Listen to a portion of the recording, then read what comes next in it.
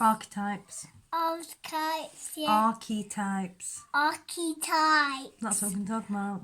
Archetypes. That's it, yeah, well done. Me. How old are you? Um,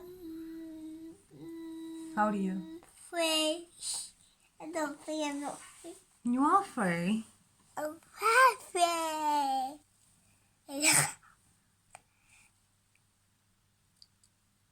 Are you 3?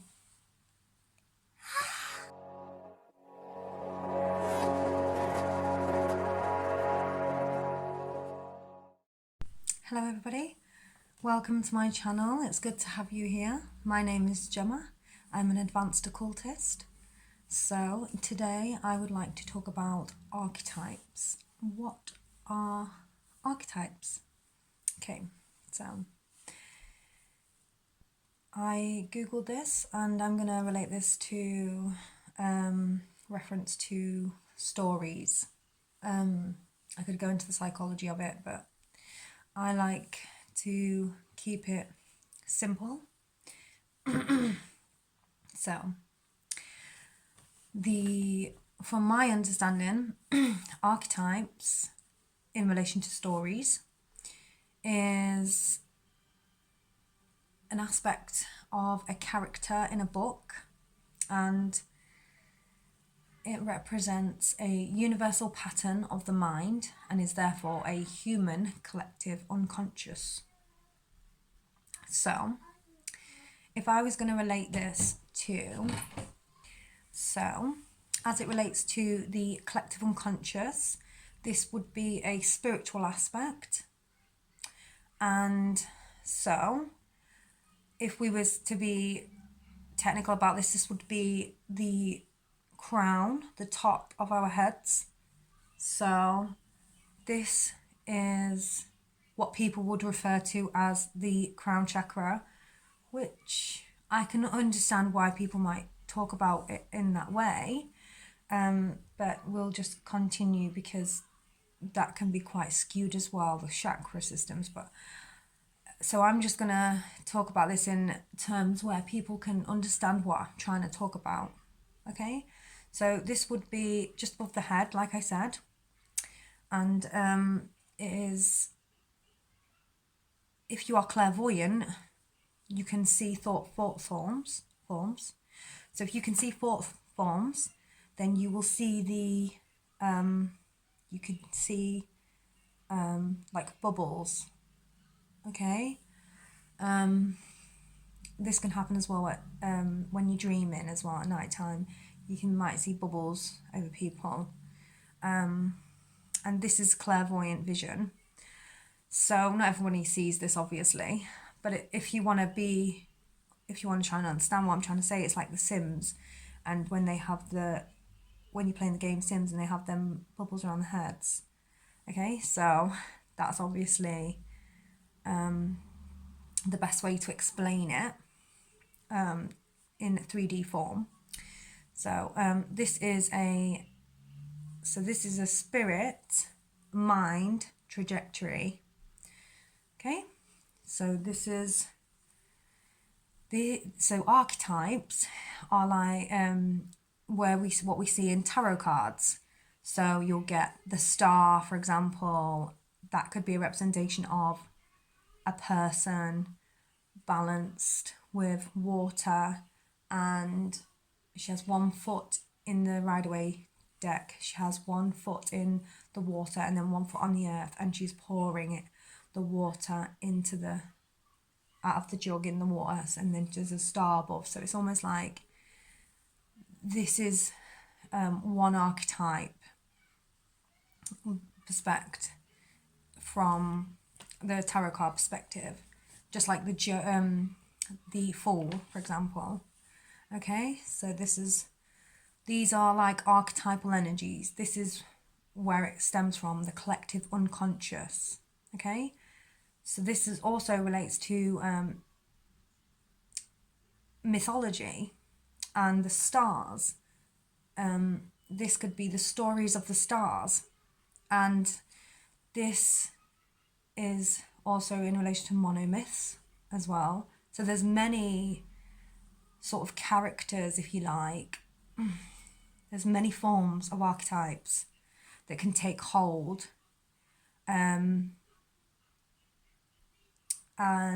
they become strong. They can actually manifest and become stronger, and actually once the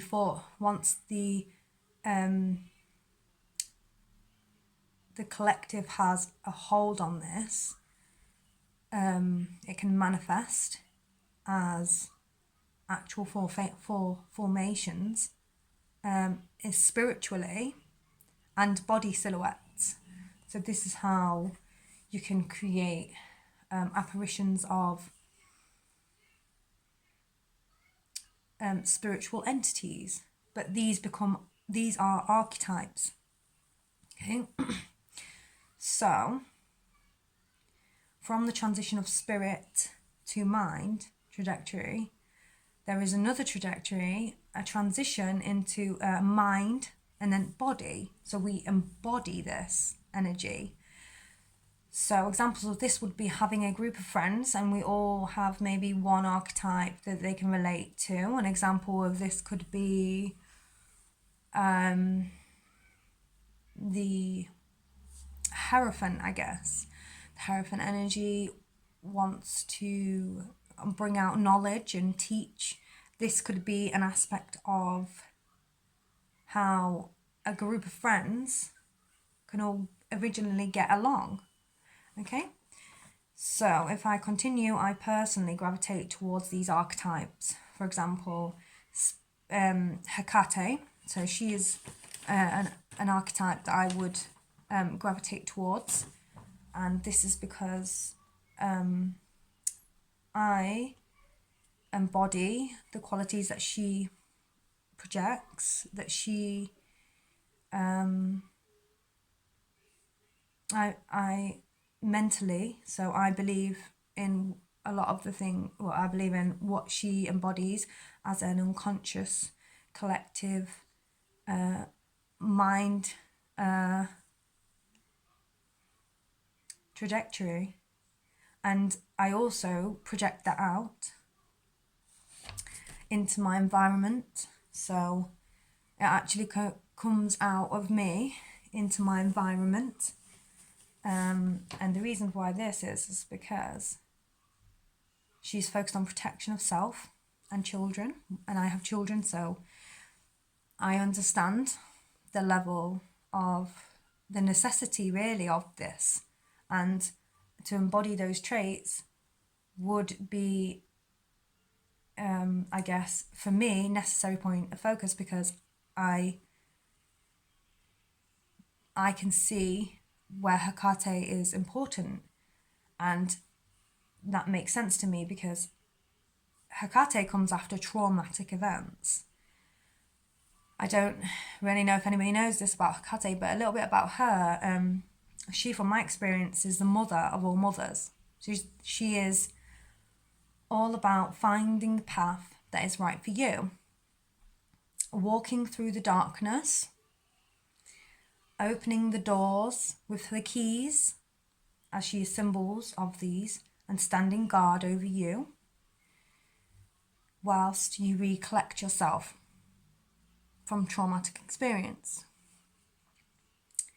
So she was with me in the abyss, so in the Klapoth. So if this makes sense, this would be going through the darkness. So to a lot of people who don't understand what I mean by the abyss, this is just going through darkness and not knowing where the end is. So just keep on going. And she was a big representation. She was a big point of focus for me because it was more of a strength to keep going. Okay, so my ancestors led me to Ishtar, and this ties in with going down into the hell realms, removing all her 7 items of jewelry. So mine would correlate to the elements, as in losing my elements, so losing touch with the elements and then bringing them back to myself once again. So it was finding the things that I'd lost, essentially, the connection. connection to the elements, connection to source. And so my ancestors brought me to this because this is a shamanism perspective. They said I was Ishtar. So that was an aspect of the divine collective unconscious. Now this is an archetype. This is seen also as a deity, a demon, a demoness. She's also been related to the whore of Babylon. And there's a lot of associations with Ezekiel, which is her sister in the Hell Realms. But this is also an aspect of her, because essentially she is going down, she's removing all the joy, she's finding herself again. She's gone to the core of the bottom of the Hell Realms. She's literally gone all the way down inside of her, if we were to talk about ourselves and an aspect of our unconscious. So this is essentially finding who I am once again. So as an archetype, I would use her as an archetypal energy, because Ishtar is also similar to Hecate as well. And the reasons why is because she is an eclipser of love and war.